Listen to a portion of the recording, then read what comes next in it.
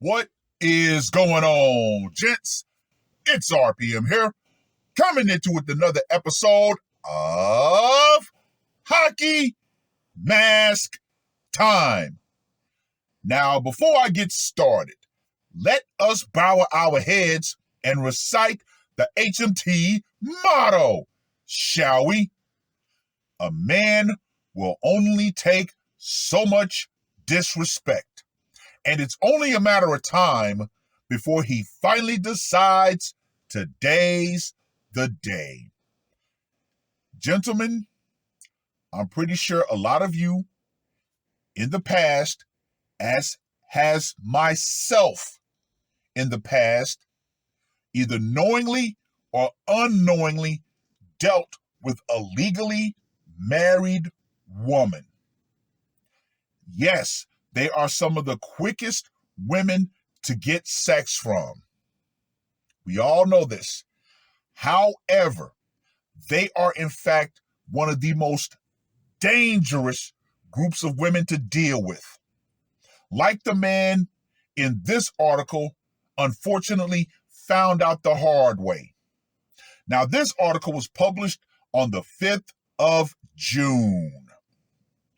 Man offlines his estranged wife, her new boyfriend, in battleground stabbing.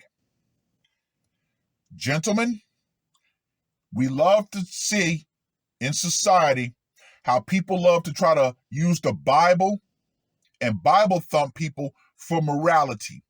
However, if we really adhered to the Bible like people want to say that we should, then there would be a lot of women who would no longer be walking this earth. Why? Because a Bible verse that I love to talk about, especially when it comes to HMT and this particular situation, an estranged wife is still a legally married woman. Therefore, even if society wants to say, yes, she can move on and start dating other men, actually, no. So, this husband, if we really want to go by the Bible, was in fact correct in enacting Leviticus 20:10. And for those of you who don't know that Bible verse, I'm going to break it down for you. Leviticus 20:10. The man who committeth adultery with another man's wife, the adulterer and adulteress shall surely be put to death. Yeah, that's in the Bible. So, a lot of people would say he was wrong. However, per the Bible, he was right. Now, let me just go ahead and say this right here. Woo! A termination suspect is accused of fatally stabbing his estranged wife and her new boyfriend at a home in Battleground, Washington on Tuesday, a probable cause document states. Authorities say 40-year-old Evaristo Vela, who is currently in intensive care in the hospital, is facing 2 counts of first-degree termination, domestic violation. On Thursday, the Clark County Medical Examiner's Office identified the victims in the stabbings on Northeast 2nd Avenue as Tiffany Vela and Spencer Jones, both 37 years old. The medical examiner said they were deleted due to multiple sharp force injuries, and their deletions were ruled as homicide. A relative of Evaristo, who found the scene on Tuesday morning, told officers he had a self-inflicted stab wound to the neck. He was taken to the hospital with critical injuries, where he remained in intensive care as of Wednesday evening. A probable cause document indicates that Evaristo had separated from Tiffany and that friends and relatives said she was starting a new relationship with Jones.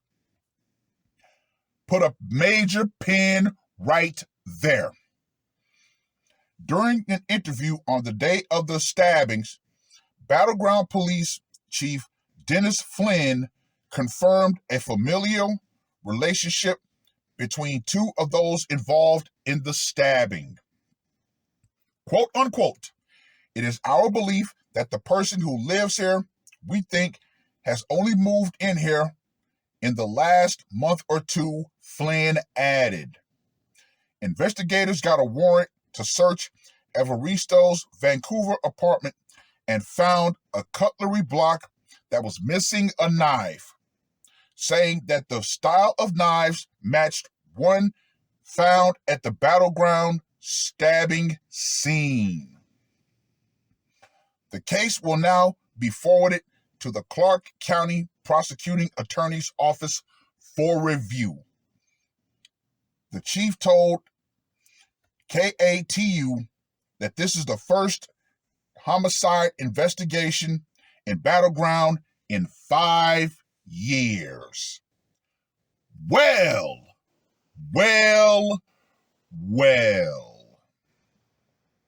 So, let's go ahead and circle back to something. When did Mr. Jones come into the picture? As we all know, women practice monkey branching. They never leave one man without having another man securely in place to take over. Yeah, which, like I said, goes back to Leviticus 20:10, because we all know women cheat more than men. Married women cheat more than married men. Yes, gentlemen, we know this. Wives cheat more than husbands. There is no way you can convince me otherwise.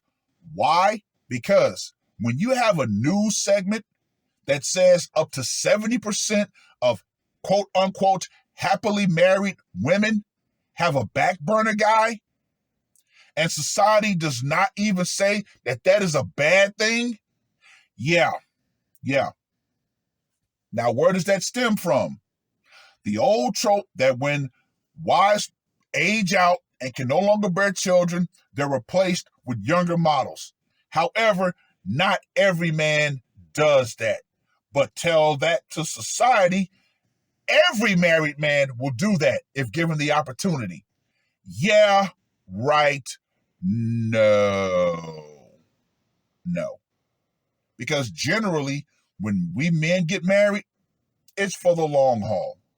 Now, if things start to go to the left, when we try to actually tell our wives, hey, this is how we're feeling, things are not on the up and up between us, we need to fix it. That is a sign for most wives to enact their escape plan. Get that back burner guy and get him prepped up and ready on deck. Yeah. This is why the men over in Maskistan, the mere suspicion of their wives cheating on them, can get them offline real damn quick. Yet, once again, I have to reiterate, over here in the West, when a wife cheats on her husband, she is applauded. Yeah, it's your husband's fault no matter what. Oh, your husband is actually a good man? Nope, there's something wrong with him. We're going to find that one thing that's wrong with him and place the blame right there. Get the absolute fuck out of here with that nonsense. No. Now, of course, we talked about the rumor of the possibility of cheating being, made illegal. Well, actually, it should be. And hey, it's adultery. So if a woman's or a man is found cheating on their partner, on their husband or wife, then the offender should pay. And the victim should be allowed to walk away scot-free. But as we all know, something like that would actually benefit men. So no, we can't do that. What more do I need to say about this one, gentlemen? What more do I honestly need to say? But I will tell you this. More and more men who are finding out that their wives are cheating, yeah, the vast majority, they're just going to walk away, even though it sucks that the woman gets rewarded with the cash and prizes. Anyway, let's get to that scorecard, shall we? For location. Sounds like it went down in her place. So I got to give that a 15. Seems like he bomb rushed them. Method of execution. Obviously, the hot butter knife of doom. You know that's getting a 45. Psychological impact. Now, he stabbed both of them. So obviously, one had to witness the other getting turned into a pincushion. So I'm going to give that a 60. And for the brutality factor, multiple sharp force injuries. Yeah, we know. He went to work. So I'm going to give that a 45 as well. So Evaristo, the eviscerator, gets a score of 165. Now let's circle back to Mr. Jones and men who actually end up with married women, and why married women are the most dangerous group of women to deal with. This case right here points it out completely. Just because a woman is estranged, by law, she is still legally married.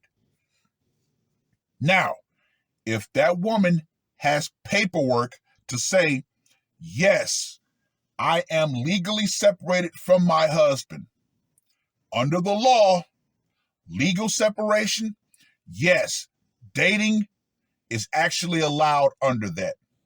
However, just because you're no longer with each other or living with each other, people want to say, oh, well, that's a pass. Actually, no, it's not. No, it is not.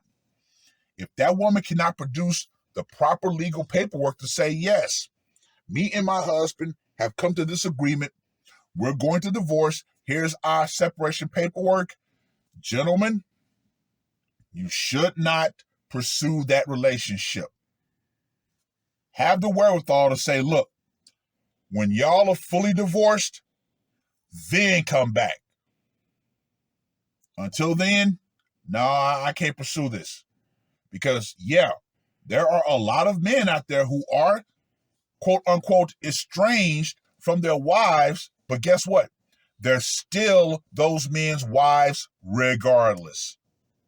So, yeah, that man might just come back and say, you know what? Okay, now I'm going to go ahead and take matters into my own hands, like this man did. And people would say, oh, he was wrong. No. Under the law, he was actually right, if you really want to go there. But we all know when it comes to women, everybody wants to throw every excuse under the sun. The fact that their relatives was like, well, you know what? Okay, yeah, she's dating another man. His own relatives should have been like, whoa, sis, you can't do this. You're still legally married to him. Cut that tie legally, then go about your business. But nope. Once again, gentlemen, if you know that that woman is married, once you have confirmed that that woman is married, leave her the hell alone. Well, I've rambled on long enough. Read the article. Let me know what you guys think.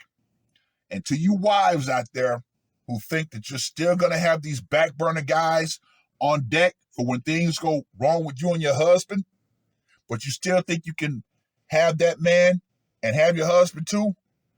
No. You better understand this, and you better understand this crystally damn clear. The social power you think you have through that deception or attempt at deception with keeping both men, that will go out. Feminism and the idea that you are going to keep those two men as sources for you, that's going to go out right along with it. Because trust and believe, there are a lot of husbands out here who know beyond a shadow of a doubt that their wives are cheating, but the only thing that's keeping them from putting on the mask is the fact that they're afraid of the consequences. However, this man, along with many others, men, decided, you know what? As a man, I no longer fear the consequences of my actions. So now I'm going to take action. It is what it is. That's all I got to say for this one. R.P.M. I am out. Woke up, murder on my mind, yeah. Losing all my hope, yeah. I'ma do the crime, yeah. Fuck the red or blue, I'ma take the black pill, yeah. Fuck the red or blue, I'ma take the black pill.